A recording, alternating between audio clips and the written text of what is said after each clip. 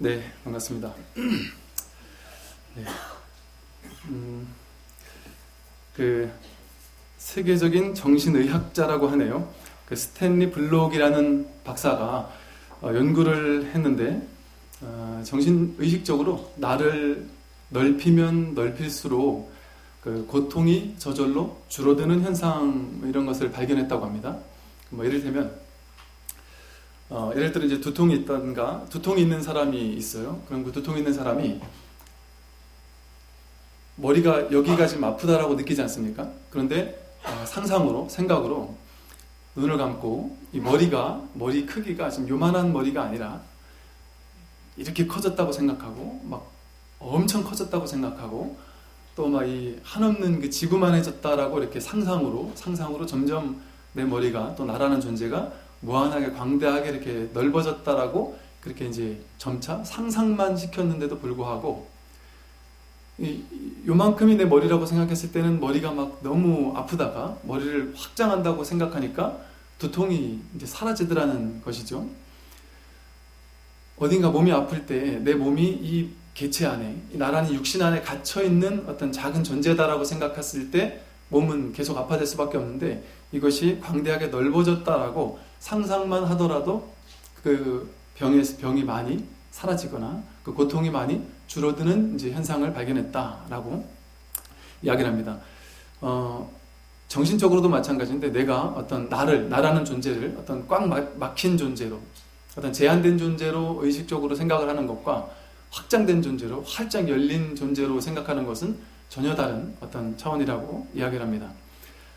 주로 이제 나를 여는 가장 좋은 방법 중에 하나가 의식을 여는 가장 좋은 방법 중에 하나가 자연을 관찰하는 것이다라고 얘기를 하는데요. 보통 우리는 그 행복감 같은 것들을 느낄 때 나에게 행복이 주어져 있을 때 그 정도만이 행복이라고 생각을 하거든요. 근데 사실은 행복은 이미 주어져 있다. 우리에게 완전하게 갖추어져 있음에도 불구하고 내 스스로 그 행복을 느끼지 못할 뿐이라고 이야기를 합니다. 내가 그만큼 마음이 닫혀있기 때문에 행복을 향해서 마음이 열려있지 않기 때문에 행복을 느끼지 못하는 것일 뿐이지 실제 행복이 없어서 행복을 못 느끼는 것은 아니라는 거죠. 제가 예전에 신병교육대 법회를 할 때 신병교육대에 있는 그 장병들에게 그 군생활에 대한 장점, 좋은 점 아무리 작은 거라도 좋으니까 하여간 적어봐라. 최대한 많이 써봐라. 그렇게 얘기를 한 적이 있었습니다. 달콤한 선물을 내걸었죠.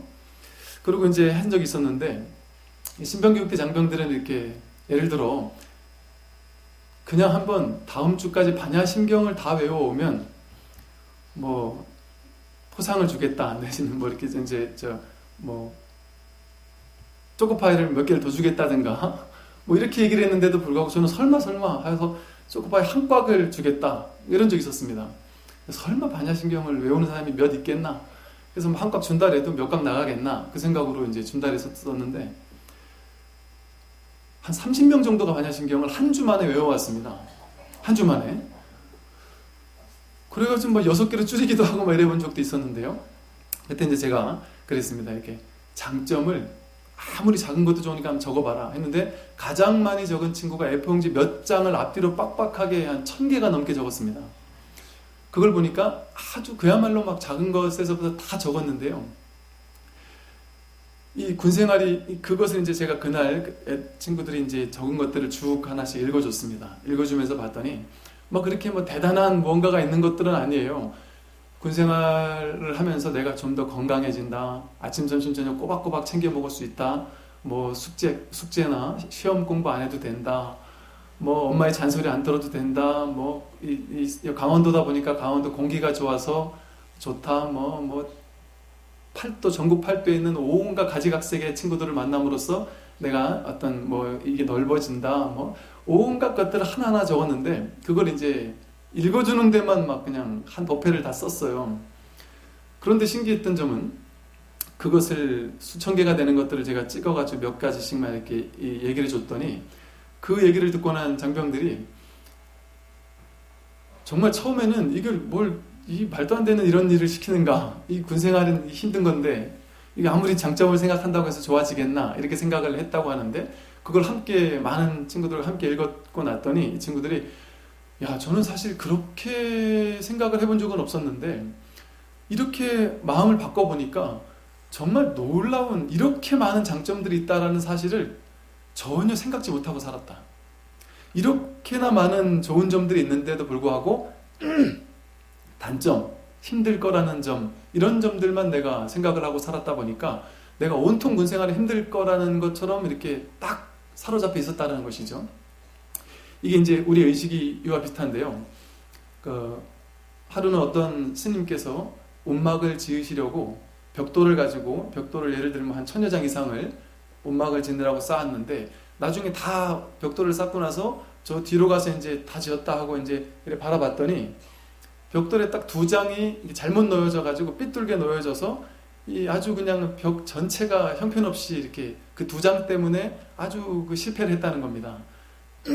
그래서 이걸 허물고 다시 지어야 되나 하고 막 걱정을 하고 있는데 옆에 이제 큰 스님이 지나가시면서 야, 정말 너무나도 아름답게 완벽하게 지었다라고 칭찬을 하시더라는 거죠. 그래서 아니 스님 지금 저를 지금 놀리시냐고, 이 2개가 안 보이시냐고, 이것 때문에 다 망쳤습니다. 그랬더니 이제 그 스님이 하시는 말씀이 야, 한 1000장도 넘는 벽장이 있을 텐데 그 중에 998장을 성공했고 2장을 실패했다 치자. 그러면 너는 998장의 성공을 보지 않고 2장의 실패를 가지고 전체를 실패했다고 생각해서 전체를 허물어뜨린다는 게 말이 되는 생각이냐? 요즘엔 오히려 그 똑같은 획일적인 건물보다는 한 가지가 좀 특이한 그런 게 좋다 해서 일부러 그렇게 만들기도 한다고 그러는데 이것과 똑같습니다. 998장은 성공적이지만 우리는 그 성공적인 998장을 보지 않고 2장의 잘못된 점을 보고는 우리 마음 가운데 이것이 성공인지 실패인지 그 2장 때문에 실패라고 생각을 합니다. 우리 인생도 비슷하거든요. 우리 인생에서 너무나도 놀라운 행복의 가능성, 행복의 조건들이 충분히 많이 있음에도 불구하고 그것이 아니라 한두 가지의 부정적인 생각이나 불편했던 것들이 있을 때 그것을 가지고 지금은 괴롭다, 지금은 힘들다라고 딱 정해버리는 것이죠. 근데 그거는 정말 불합리한 어떤 이 생각이 만들어낸 망상이죠. 그건 진짜가 아닙니다. 이처럼 작은 하나의 어떤 단점들을 가지고 그것을 확대했을 때 전체가 안 좋아 보일 수밖에 없는 것이죠. 이처럼 작은 것에 나에게 주어져 있는 아주 작은 기쁨, 작은 행복감을 더 많이 느끼고 누리고 감동하는 사람, 더 많이 감사해하고 찬탄하고 기뻐하는 사람, 이 사람이 자신의 삶을 그와 같은 방식으로 창조하고 있는 겁니다. 우리는 내가 느끼는 바대로 내 삶을 창조하고 있습니다. 내가 지금 주어진 나의 삶을 행복이라고 느끼는 사람은 그냥 느끼는 것이 아니라 행복한 인생을 끌어들이고 있는 거예요. 업을 짓고 있는 겁니다. 의업이 가장 중요하다고 하지 않습니까? 신고의 3업 중에 생각이라는 업으로서 행복과 평화와 풍요로움이라는 어떤 업을 짓고 있는 것이죠. 그래서 예를 들면 저는 아까 이제 우리 그 어린이 법회에 왔던 친구들한테 그런 얘기를 하면서 반우스개로 야, 스님은 그 20대 초반에 어느 날 문득 바라봤던 풀 한 포기와 나무 한 그루에서 너무나 그 놀라운 어떤 것을 느끼고 난 다음으로는 내 인생이 이 전반기와 후반기로 나뉜 것 같다, 마치. 그 전에 자연의 아름다움을 전혀 느끼지 못하고 살 때와 작은 자연의 아름다움과 평화와 고요를 느끼는 삶은 질적으로 너무나도 달라졌다. 그래서 이제 숙제를 줬습니다. 아이들에게 하늘을 배경으로 서 있는 나무 한 그루를 정해서 그 나뭇가지를 아무 생각하지 말고 나뭇가지를 한참 올려다봐라. 아무 생각하지 말고 그냥 오랫동안 5분이든 3분이든 올려다보고 그 느낌을 한번 가만히 느껴가지고 다음 주에 오면 알려줘라 하고 이제 얘기를 했는데, 이 자연의 나무 한 그루, 풀 한 포기, 꽃 한 송이를 바라볼 때 그냥 정신없이 지나쳐가는 사람에게는 전혀 무의미한 그냥 거기 있는 배경에 불과합니다. 그런데 이 나뭇가지 한 그루가, 이 앙상한 나뭇가지가 파란 하늘을 배경으로 이렇게 서 있는 모습을 가만히 바라보고 있으면요, 말로 표현할 수 없는 고요함과 어떤 평화로움, 어떤 말로 표현할 수 없는 어떤 그런 기쁨들이 이렇게 내 안에 자리하게 됩니다. 이러한 사실을 알고부터는 나는 행복을 찾아 다니기만 했었는데 이렇게 완벽한 행복이 나에게 이미 주어져 있구나. 사시사철의 봄, 여름, 가을, 겨울의 눈부신 아름다움이, 눈부신 놀라움이 이렇게 나에게 이미 완성되어 있었구나. 그런데 그 사실을 모르고 또 다른 행복을 찾아 나서고 있었던 것이죠.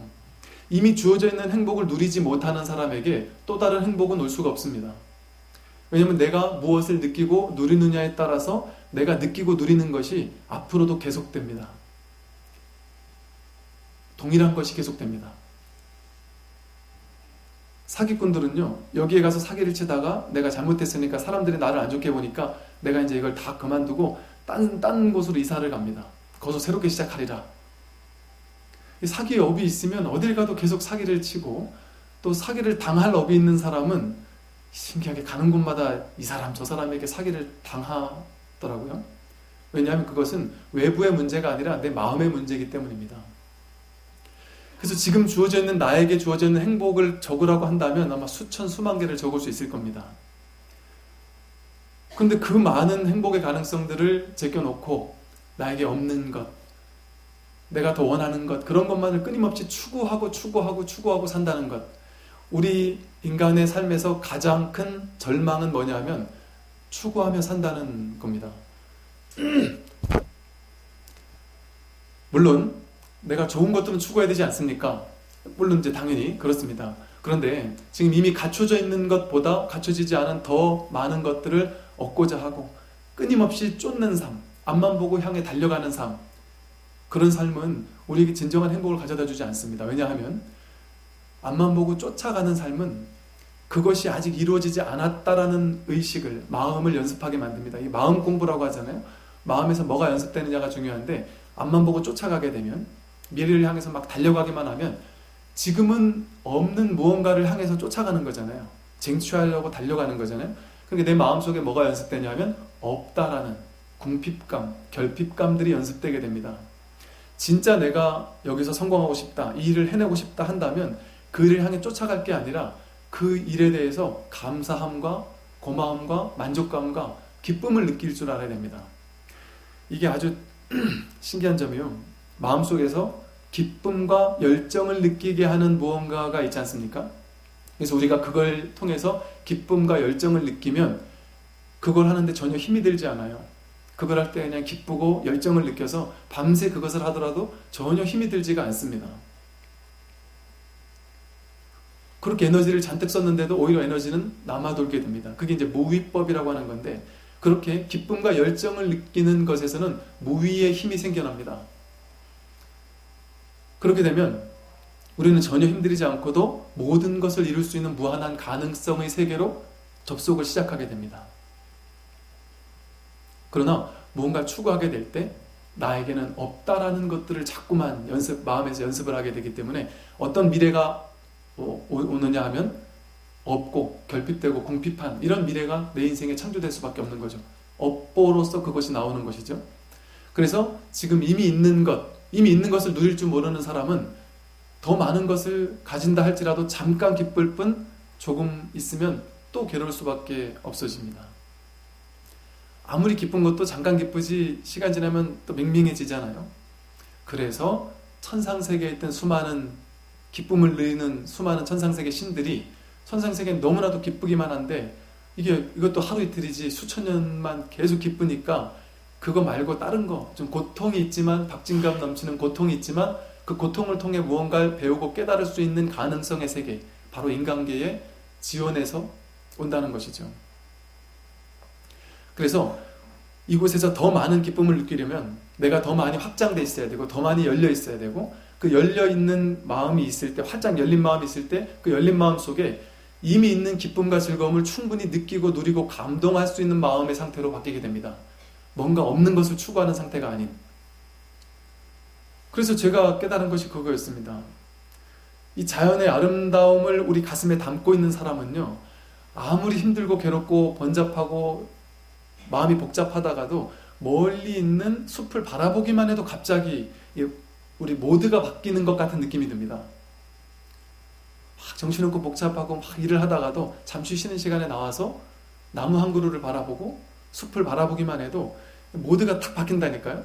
번잡하던 삶의 모드에서 갑자기 고요, 행복, 평화, 경이로움, 기쁨 이런 모드로 탁 바뀌는 어떤 것들을 느끼게 됩니다.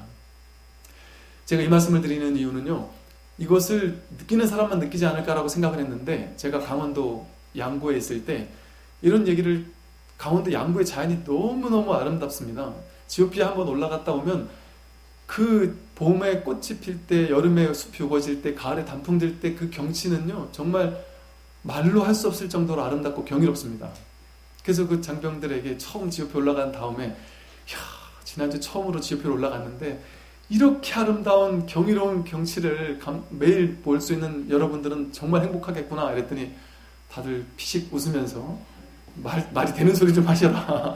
그게 무슨 기쁨입니까? 이제 이랬던 친구들이 이 얘기를 한 번 듣고 두 번 듣고 세 번 듣고 하다 보니까 나중에 이제 저한테 편지를 썼어요.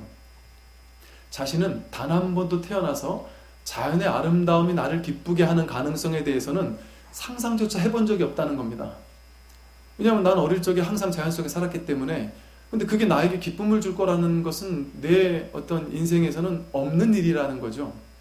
그런데 처음에 본문을 듣고 또 듣고 또 듣다 보니까 처음에는 긴가민가 했는데, 그러고 나서 나도 모르게 봄의 꽃을 바라보게 되고 여름의 숲을 보고 가을의 단풍을 보게 되면서, 아, 법사님이 말씀하신 게 이거구나 라는 어떤 기쁨들을 느끼면서, 아, 또 다른 이 자연을 선물로서 부여받은 사람과 그렇지 않은 사람이 있다라는 표현을 했었는데, 제가 드디어 이 자연의 아름다움의 선물을 받게 된 것 같습니다 라고 저한테 편지를 쓴 친구들이 있었고, 마지막 제가 법회할 때 그런 고마움을 얘기한 친구들이 많았습니다. 그때 제가, 아, 사람들이 마음에 누구나 이 자연의 아름다움, 이미 있는 것에 대한 감사함과 경이로움을 누릴 줄 아는 가능성이 누구나 있지만 그거를 아직 인연이 되지 못해서 그걸 못 느끼고 있을 뿐이지, 이건 누구에게나 그 가능성이 열린 것이구나라는 것을 알게 되었습니다. 그래서 가장 큰 마음을 열어서 나에게 있는 모든 것을 확장할 수 있는 가장 좋은 방법 중에 하나는 자연을 향해서 내 마음을 활짝 여는 것이다 라는 말씀을 드리고요. 그 캠브리지 대학에 있는 그 루퍼트 셀드레이크라는 박사가 자신 딸이 강아지하고 너무너무 친밀해서 도대체 어떻게 저렇게까지 걔하고 애가 저렇게 하나가 될 수 있을까 너무 신기해서 그 딸하고 강아지를 연구를 했답니다. 10달에 걸쳐서 연구를 했더니 딸이 귀가하기 한 10분쯤 전부터 강아지가 일상적인 행동을 멈추고 갑자기 막 흥분 상태로 돌입을 하면서 마치 딸이 집에 올 거를 알기라도 하듯 막 흥분 상태로 있으면서 한 10분 지나서 딸이 딱 오면은 막 그냥 반기더라는 거죠. 이걸 10달 동안 연구를 했더니 96번에 걸쳐서 연구를 했는데 82차례에 걸쳐서 강아지가 10분 전에 창밖을 내다보면서 꼬리를 흔들고 있었답니다. 그래서 얘가 집에 오는 차를 좀 바꾸거나 퇴근 시간을 갑자기 바꾸거나 불시에 집에 가거나 이렇게 시켰는데, 그럴 때도 어지없이 애가 온다는 것을 이 강아지가 알기라도 하듯이 꼬리를 흔들고 있더라는 거죠. 이 강아지가 이 딸이 오는지 안 오는지 알 수 있었을까요? 알 수 있었던 무언가가 있다는 것이죠. 우리가 그 쓰나미가 올 때 보면은 쓰나미가 오기 전주나 한참 전에 사람들은 모르고 있었지만 동물들은 이미 그 쓰나미의 그 문제에서 벗어난 지역으로 이미 이동을 했다고 그러죠. 동물들은 어떤 직관적으로 그런 것을 느낀다는 거죠. 그래서 이동을 한다는 겁니다. 그 귀소 본능이라고 해서 비둘기를 검은 박스 같은 거에 담아서 수천 킬로, 수백 킬로 떨어진 곳에서 두어도 저절로 집을 찾아간다고 하지 않습니까? 심지어 정신을 못 차리게 그 비둘기에게 진정제를 투여하거나 후각 기능을 마비를 시킨 채로 몇백 킬로 떨어진 곳에 갖다 놔도 신기하게도 자기 집을 정확히 찾아간답니다. 이것을 보고서 이제 이런 연구 결과를 얻었다는 것이죠. 아, 사람이든 동물이든 우리가 뇌로 감지할 수 있거나 사람이 몸으로 감지할 수 있는 그 범위 너머에 있는 것을 우리는 너머에 있는 어떤 미지의 세계와 연결되어 있다는 것이죠. 내가 지금 이 몸을 가지고 있는 나라는 존재가 이 개체의 전부가 아니라는 것이죠. 이 세상과 완전히 연결된 어떤 통로, 연기법적으로 연결된 무언가가 있다는 겁니다. 이걸 현대과학에서는 또 촉근 이론이라고 해서 온 우주에 있는 일체 모든 존재들은 서로 미세한 끈으로 연결되어 있다라고 표현을 합니다. 우리가 직관이나 영감 같은 것들을 느끼거나 부모님이 집에서 애기 엄마가 갓난 애기가 집에서 막 울고 있을 때는 보면은 여지없이 젖이 막 나오고 있다는 얘기를 합니다. 젖이 막 심하게 나올 때는 집에 연락해보면 아기가 막 젖 달라고 울고 있다라는 것이죠. 그러니까 이 연대감으로 연결되어 있죠. 장병들과 제가 가끔 상담을 해보다 보면 그런 얘기를 하는 친구들이 있어요. 뭔가 그날따라 기분이 이상하고 혹은 또 그것을 꿈으로 이렇게 느끼는 사람들도 있고 뭔가 그날 기분이 아주 많이 안 좋았는데 집에 전화해보니까 그때 부모님이 몸이 많이 안 좋아서 쓰러지셨다거나 이런 어떤 연결된 어떤 연결고리 같은 것들을 느끼는 사람들이 많다는 것이죠.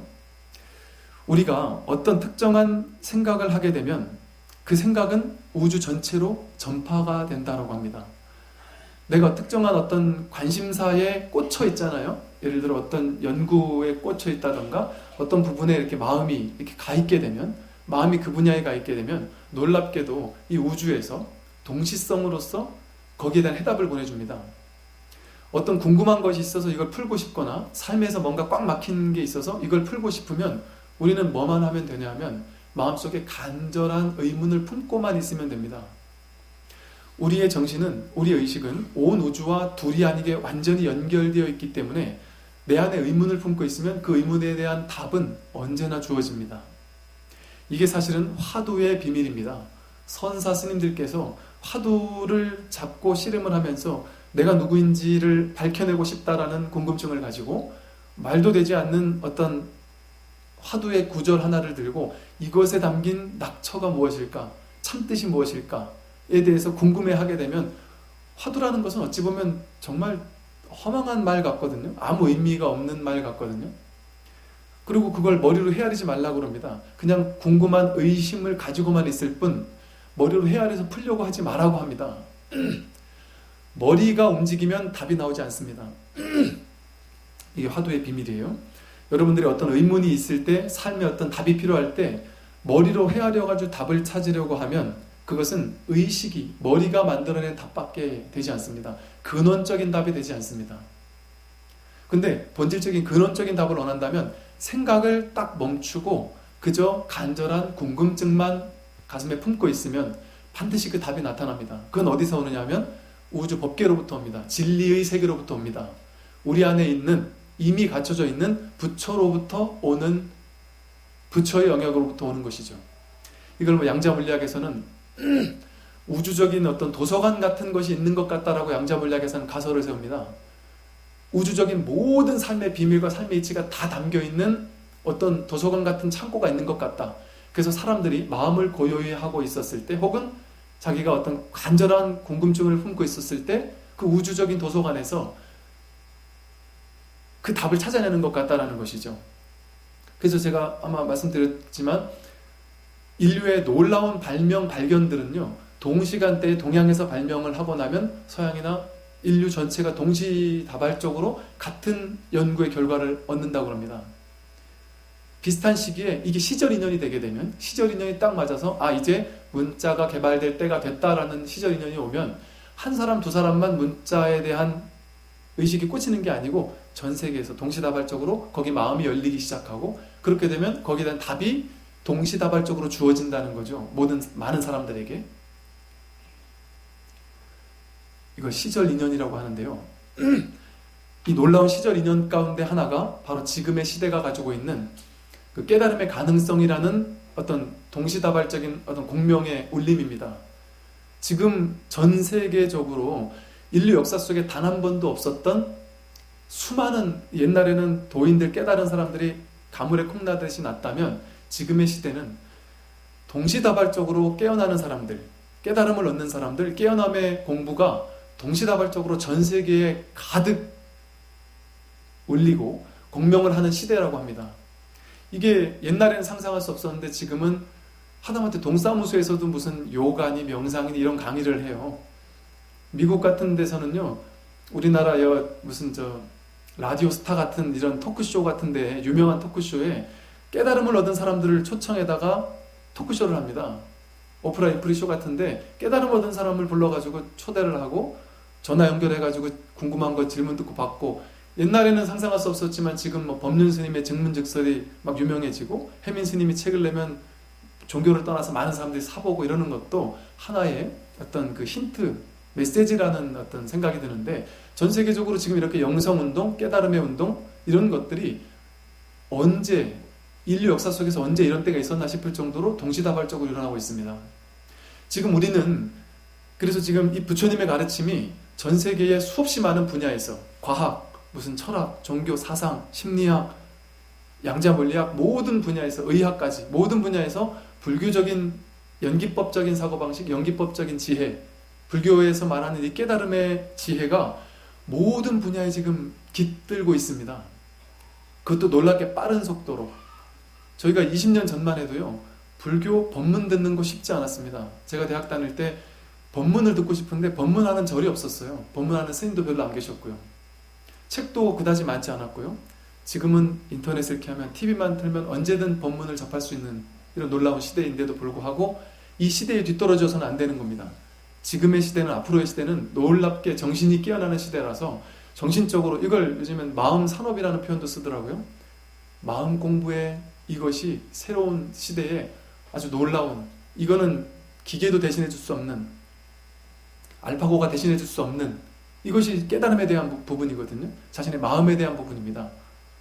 이 부분이 이제 앞으로 아주 주목받는 어떤 분야가 될 것이고, 수없이 많은 사람들이 이 깨달음에 근접하고 깨달음을 이루고 이런 일들이 벌어지는 시대입니다.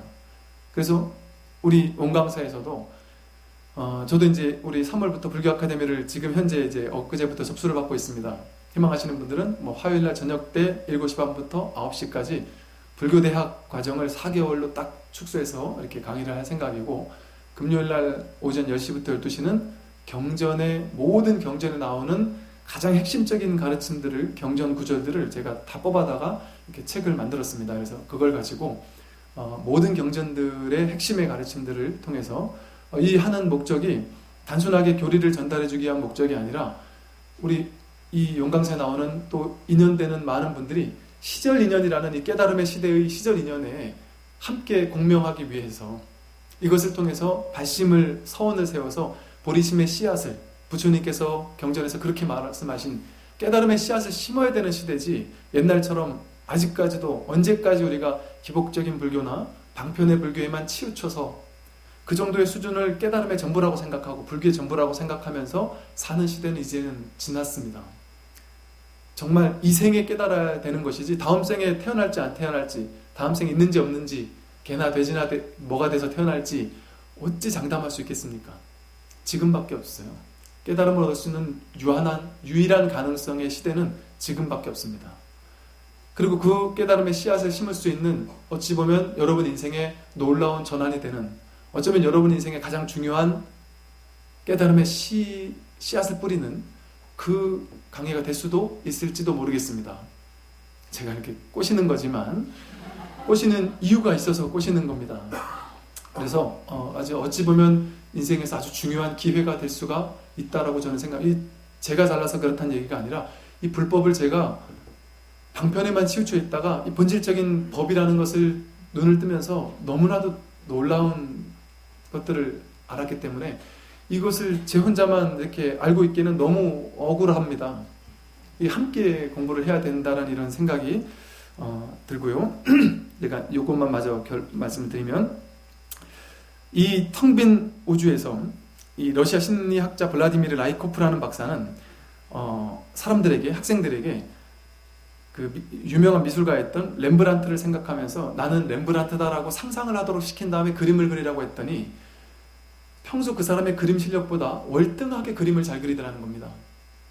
또 오래전에 죽은 천재라고 상상을 하게 시켰더니 그 오래전에 죽었던 그 천재가 가지고 있는 놀라운 능력이 이 사람에게도 상당수 발휘가 되더라는 사실을 깨달았습니다. 그래서 그것을 라이코프 효과라고도 했고요.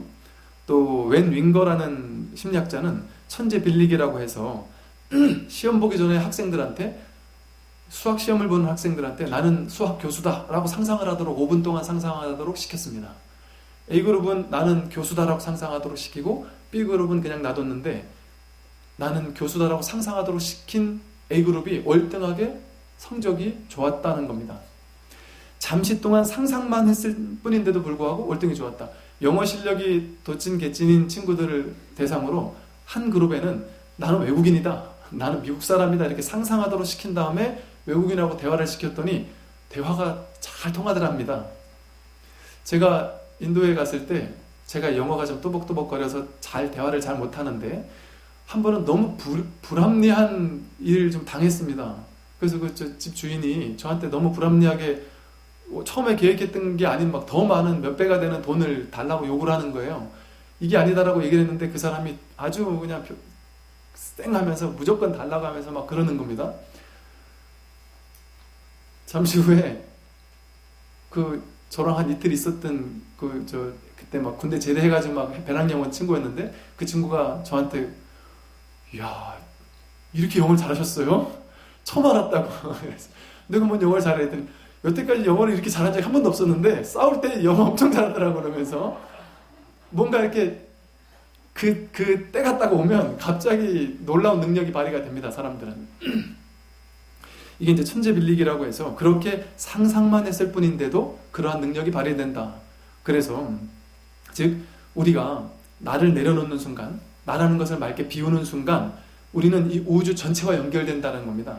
우리 이 몸 안에 있는, 이 의식 안에 있는 내가 지금까지 알고 있던 나의 능력이 내 능력의 전부가 아니라는 사실입니다. 우리의 능력은 우리가 생각하는 것처럼 여기 제한되어 있는 게 아니고 지금까지 내가 알고 있던 나의 능력이 내 능력의 전부일 수가 없다는 겁니다. 우리가 의식만 활짝 열기 시작한다면, 그래서 이 의식의 가능성이, 우리 마음의 가능성은요 우주 전체와 둘이 아닙니다.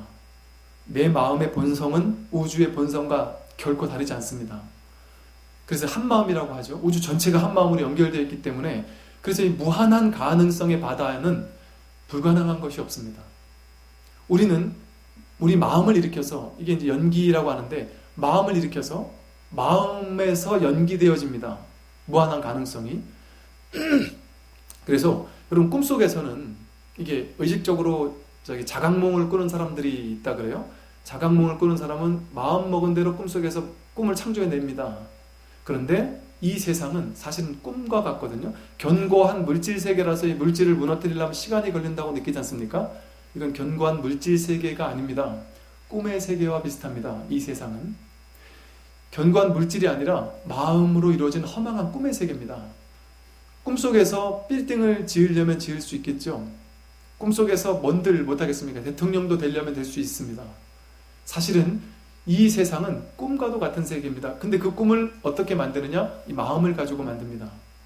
수상행식이라는 이 마음을 가지고 내 인생을 만들어내고 창조할 수 있다는 것이죠. 그게 가능한 이유가, 무엇이든 가능한 이유가 이것이 꿈이기 때문입니다. 견고한 실체적인 어떤 것이 아니기 때문에 그렇습니다. 물론 불자들이라면 그렇게 놀라운 힘을 사용해서 내가 원하는 무엇이든 만들어낼 수도 있습니다. 그러나 그렇게 해서 만들어진 모든 것도 전부 다 공하구나, 텅 비었구나, 꿈속에서 만드는 것일 뿐이구나 라는 사실을 알게 된다면 거기에도 과도하게 집착을 하지는 않겠지만, 그러나 내 가슴을 뛰게 하는 무언가들이 누구나에게나 있습니다. 그렇다면 그것을 최선을 다해서 이루고 만들어내고 마음을 활용해서 만들어내도 좋단 말이죠. 왜냐하면 그걸 통해서 나는 삶의 깨달음을 증득하는 사람이기 때문에 그게 가장 자기다운 방식의 삶입니다. 그래서 나는 무엇을 할 때 가장 기쁘고 가장 열정을 느끼고 가슴이 뛰는가, 그것이 내가 해야 될 것이 무엇인가를 알려주는 하나의 힌트가 될 수가 있어요. 그 일을 할 때는 힘들이지 않고 무위법으로서 힘들이지 않고 하면서도 즐겁고 재미있고 더 힘이 넘쳐나게 됩니다. 그래서 이렇게 말한 것처럼 우리는 무한한 우주와 연결되어 있는 존재이기 때문에 마음만 일으킨다면 그 무엇이든 우리 삶의 현실로 가져올 수가 있습니다. 내 스스로 제한하기 때문에 안 되는 것이지. 제가 그 말씀을 드렸었나 모르겠는데요. 제가 중학교 2학년 이전까지는 공부도 되게 못했고요. 뭐든지 못했습니다. 친구들 대인관계도 뭐 그렇게 좋지도 않았고, 태권도도 배웠었는데 태권도 나가면 맨날 지고, 뭐 하나 잘하는 게 없다 보니까 아버지가 누님한테, 어머님한테 하는 얘기를 제가 엿들었어요. 정말 충격적이었습니다. 제 인생에 가장 충격이었던 순간이었는데, 중학교 2학년 때 아버지가, 야, 우리 자식들 6남매나 되는데 저 장남이란 놈이 할 줄 아는 건 아무것도 없고 우리가 쟤를 믿고서 어떻게 할 수가 있겠나, 뭐 이런 비슷한 얘기를 하셨는데, 야, 아버지조차 나를 믿지 않는구나. 난 이렇게 무능한 사람이구나. 공부도 못하고 뭐 할 줄 아는 게 아무것도 없었으니까요.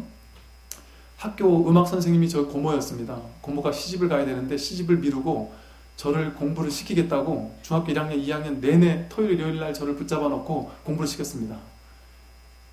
놀라운 것은 그 2년 동안 고모가 그렇게 현역 선생님이 과외를 시켜줬는데도 불구하고 성적이 하나도 오르지 않았습니다. 중학교 3학년 때 고모가 저를 부르더니 그 당시 그 시골의 제일 큰 레스토랑에 데려가서 돈가스를 처먹어봤습니다. 돈가스를 사주면서, 대현아, 너는 이제 열심히 착하게 살아라.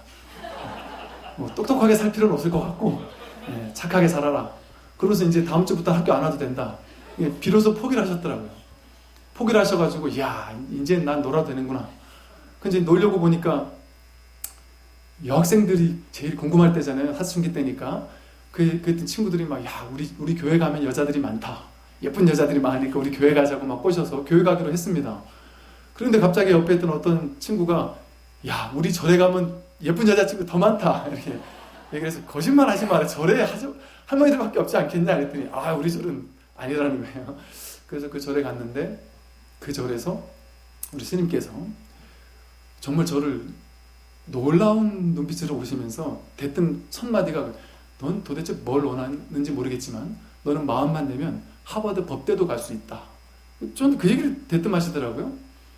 그래서 너무 귀한 어떤 인연을 만난 것처럼 그런 얘기를 하셨어요. 그래서 왜 이렇게 말씀하실까? 근데 이제 그 스님께 저한테 했던 얘기가 뭐냐면, 스님, 저는 그런 사람이 아닙니다. 저는 공부도 못하고 뭐 이렇게 얘기를 했더니 스님이 하신 말씀이, 너는 지금 엄청난 무한한 가능성을 너 스스로 나는 해도 안 된다라는 쪽으로 강력하게 쓰고 있다는 겁니다. 나는 공부해도 공부는 될 수가 없어 라는 쪽으로. 제가 가만히 돌아보니까 중학교 2학년 동안 고모가 저를 공부 가르칠 때, 아, 고모는 왜 이렇게 헛짓을 하실까? 날 아무리 가르쳐도 내가 안 되는 걸 내가 아는데 라는 생각이 분명히 있었거든요. 그런데 그 믿음대로 이루어지더라고요. 근데 그 스님께서 너의 그 무한한 힘을 해도 안 된다라는 쪽으로 쓰고 있다 보니까 그 무한한 힘이 제한될 수밖에 없었던 거다. 무한한 가능성의 존재다. 너 스스로 제한하지만 않으면 무엇이든 가능하다. 공부도 가능합니까? 당연하지. 공부도 가능하다. 중학교 2학년 겨울방학 때 혼자 집에서 공부를 혼자 독학으로 시작했습니다. 기초부터 중학교 1학년 책부터 갖다 놓고 시작을 했어요. 중학교 3학년 첫 번째 시험에서 갑자기 상위권으로 올라갔어요. 제 인생에서 있을 수 없는 일이 벌어지고 나서 고모가 저를 뒷문으로 불러가지고, 나한테만 얘기해라. 내가 덮어줄게. 도대체 누구 거를 봤느냐. 그래서 제가 고모한테 그 얘기를 했습니다. 고모, 솔직히 말하면 제가 사실 본 건 아닌데, 제가 사실 절에 다니기 시작했는데 절에서 기도를 하다 보니까, 이게 기도를 하니까 부처님이 이렇게 많이 찍은 걸 맞게 해주지 않았나 모르겠네요. 뭐 이렇게 얘기했던 기억이 나는데, 그 다음부터 성적이 계속 올랐습니다. 그리고 그 다음부터 내가 정말 가슴 뛰게 하는 모든 것들이 정말 원하는 대로 이렇게 이루어지는 일들이 너무나도 많고, 특히나 불교 쪽으로 뭘 하기 시작하면 뭐 다 이루어지는 겁니다. 불교 관련된 쪽으로. 이제 이거는 이제 뭐 믿거나 말거나 그냥 이제 웃자고 하는 소리니까, 우리 이제 그 은사 스님께서 이제 모 종단의 정정 스님이신데, 제가 이제 불교학과를 가려고 이렇게 불교학과를 이제 붙었습니다. 그래서 불교학과를 가서 불교 공부를 열심히 하겠습니다. 이렇게 찾아갔더니 나중에 그 얘기를 하시더라고요. 그냥 웃자고 들어 이러면서 하시는 말씀이, 내가 널 처음 봤을 때 전생에 나와 함께 공부한 도반인 것 같은 느낌을 받았고, 정말 그 같이 공부하던 스님인 것 같은 뭐 이런 얘기를 이제 이런저런 얘기를 이제 하시면서, 너는 불교 쪽으로 출가를 해서 정말 공부를 꾸준히 해라. 그러면서 이렇게 전법을 하고 이런 말씀들을 그때 해주셨던 말씀을 저는 지금도 잊을 수가 없거든요.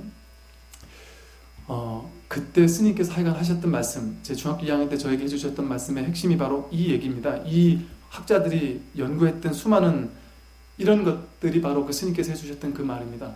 의식으로, 머릿속으로 나는 능력 없다라고 내 스스로를 제한하면 그것이 내 현실이 된다. 그런 내 의식으로 마음을 열고 나는 어떤 존재라고 내 스스로 규정하는 대로 이루어진다. 근데 그 규정을 버리고 나는 어떤 존재라고 제한하고 가두지 않고 무한한 가능성으로 가슴을 열고 있으면 무엇이든 가능해진다. 그게 바로 연기법의 세계고, 그게 바로 이 꿈 같은 세상에서 빌딩 하나 짓지 못할 이유가 무엇이 있느냐? 그거는 아주 가벼운 문제라는 것이죠. 우리가 심각하게 생각하면 도저히 불가능한 문제겠지만, 그러나 그렇게 물질적인 뭔가 성취를 얻어야만 된다는 얘기가 당연히 아니고요. 그렇게 마음을 비워서 우주로 연결될 때, 우주 법계의 본성짜리와 연결될 때 우리는 무한한 가능성이 열리기 시작한다는 것이고, 이 브래드 해트필드라는 교수가 사격 선수들을 연구를 했더니 사격을 할 때 10점 만점에 딱 명중하기 직전에 머리가 번쩍하면서 뇌의 주파수가 갑자기 알파파로 바뀌더라는 것을 알았습니다. 그런데 이걸 더 많이 연구를 했더니 음악가나 의사나 경영자나 조종사나 운동선수나 모든 사람들이 무한한 능력을 순간적으로 발휘할 때는 갑자기 뇌가 알파파로 바뀌거나 아니면 사람들의 의식이 무아지경이라고 표현하는 그런 상태로 딱 전환이 되더라는 사실을 알고 연구를 했더니, 그런 사례를 모았더니 그러더랍니다. 노벨상 수상자의 90% 정도가 뭔가 열심히 머리로 연구할 때가 아니라 마음을 고요히 했을 때 그 영감을 얻게 됐다라고 합니다. 축구 왕제 펠레가 엄청난, 그야말로 날아다니는 것처럼, 그렇지 않아도 축구 잘하는 사람이 어떻게 이렇게 경기를 잘할 수 있나 싶을 정도로 날아다니던 경기가 있었는데, 그 경기 이후의 인터뷰 내용이 이렇답니다. 온몸이 이상하게 고요하게 변하는 것을 느꼈다. 텅 비어버린 황홀경이랄까, 그 상태에서는 온종일 축구장 위를 뛰어다녀도 전혀 피곤하지 않을 것만 같았다라고 이렇게 인터뷰를 했다고 그럽니다. 또 그 카레이서, 세계 최고 카레이서였던 아일통 세나가 우승할 때 이렇게 인터뷰를 했답니다. 경기 도중에 갑자기 남들을 앞서 나가기 시작했고요. 그러면서 제가 아닌 무아지경의 상태로 있음을 느꼈습니다. 그건 완전히 다른 차원의 세계에 있던 것 같다는 거죠. 저는 분명히 제 한계를 넘어섰는데도 전혀 힘이 들지 않는 그런 상태로 제가 자꾸만 앞서가고 있었다라고 인터뷰를 합니다. 또 세계 최초로 1마일의 4분의 벽을 깼던 영국의 로저 베니스턴은 이랬다고 합니다. 뛰면서 자연과 완전히 일체감을 느낄 수 있었고, 제 몸과 자연의 경계가 완전히 사라진 채 제 자신은 텅 비어버렸다라는 느낌이 들었고, 그때부터 아무리 뛰어도 전혀 피곤함을 느낄 수가 없었다. 이러한 사람들이 무한한 능력을 발휘하는 그 순간이 있다는 것이죠. 음악가가 작곡을 할 때 갑자기 영감이 탁 떠올라서 한 3분, 5분 만에 작곡을 했는데 그게 세계적인 명곡이 되는 일들이 있는 것들도 비슷한 경우라고 하는데요. 이러한 상태를 살펴봤더니 그렇게 놀라운 능력을 발휘하는 순간은 자기 개체적인 자아가 하는 게 아니라는 거죠. 그때의 공통점이 나라는 것을 잊고, 나라는 아상이 놓여지고 에고가 놓여지고 내가 바로 우주 전체와 하나가 되는 자리에서 이런 일들이 벌어지더라는 겁니다. 즉 마음이 막 생각이 복잡할 때가 아니라 마음이 고요하고 텅 비었을 때, 명상의 상태와도 비슷한 그것을 연구했더니 그때의 상태가, 그 마음을 텅 비워서 그렇게 최고의 능력을 발휘하는 상태가 뇌의 주파수가 평균 7.8Hz일 때 그런 일들이 벌어지더라는 겁니다. 알파파의 상태가. 그런데 신유가들이 마음을 비우고 불치병을 치유하는 신유가들을 대상으로 연구를 했더니 신유가들이 치유하는 순간에 주파수가 7.8Hz라는 겁니다. 그런데 지구의 평균 주파수가 7.8Hz로 진동을 한다는 겁니다. 또한 우주의 평균 주파수도 7.8Hz로 진동을 한다는 것이죠. 이 물리학자 밥백이라는 박사는 골절된 뼈나 상처가 있을 때 7.8Hz로 에너지를 접속시키기만 해도 그 분야가 놀랍게 나아버리는 아주 신기한 현상을 밝혀냈다라고도 합니다. 옛날에 인디언들이나 인디언 신유가 치유가들 같은 경우는 놀랍게 어떤 그 티벳에서의 어떤 치유가들 이런 사람들도 마찬가지인데요. 아주 심한 상처가 났거나 이랬을 때 거기에서 치유의 행위를 하면서 기도를 하면 신기하게도 있을 수 없다 싶을 정도의 놀라운 어떤 일들이 벌어지면서 치료가 된다고도 합니다. 즉 그러한 어떤 순간이 7.8Hz라는 것은 어떤 상징이냐면 우리가, 나라는 존재가, 이 우주는 하나의 진동으로 이루어져 있다고 하지 않습니까? 물질도 정신도 전부 다 진동으로 이루어져 있는데 그 진동이 가장 순일하게 되었을 때, 즉 내가 우주의 진동과 나의 진동이 하나로 되었을 때, 일치가 되었을 때, 그때는 나라는 아상이나 에고나 분별심이 있을 때는 결코 그 일이 벌어질 수 없다는 겁니다. 근데 나라는 아상과 에고, 분별심이 놓여지면서 순간 무아지경이 되면서 내가, 내 정신이 우주의, 온 우주 법계의 근원적인 참된 성품과 하나가 되는 순간이 있다는 것이죠. 그때 무한한 능력이 발휘가 되기도 하고 무한한 가능성이 나의 현실로 펼쳐지기도 한다는 겁니다.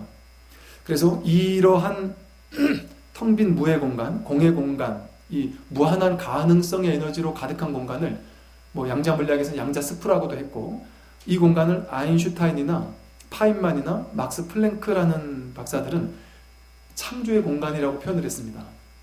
이러한 놀라운 창조의 공간 속에 우리는 언제나 살고 있습니다. 단 한순간도 우리는 이러한 부처님의 성품, 불성이라고 하는, 본래 면목이라고 하는 무한한 가능성의 세계에서 살아보지 않은 적이 없다는 것이죠.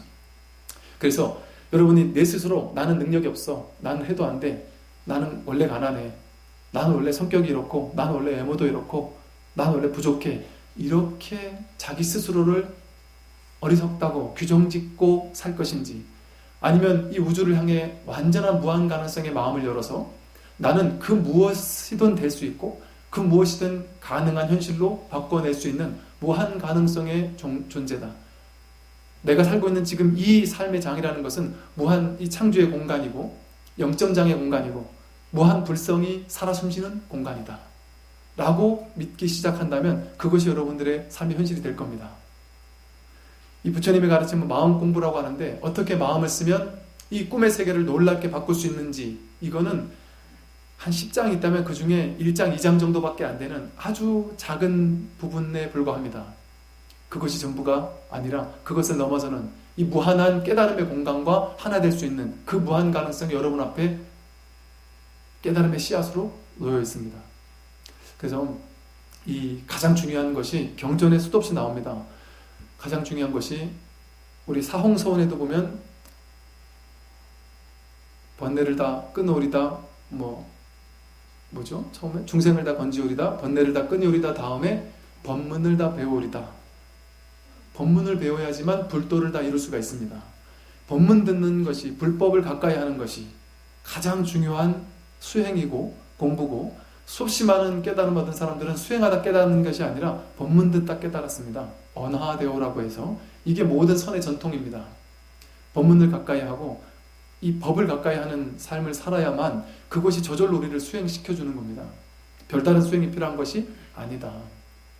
그래서 꾸준히 법문을 가까이 하시고, 우리 3월부터 시작하는 아카데미도 시간이 되시는 분들은 이렇게 함께 동참을 하셔서 이 놀라운, 정말 이 무한 그 공의 세계, 깨달음의 세계, 이 세계에 우리가 정말 작은 깨달음의 씨앗을 심을 수 있는 그런 어떤 기회를, 이 일대사 인연, 법화경에서 말한 일생일대 가장 소중하고 귀한 인연이 바로 부처님 법과의 인연입니다.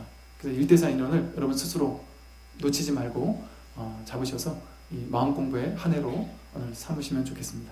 네, 선물하십시오.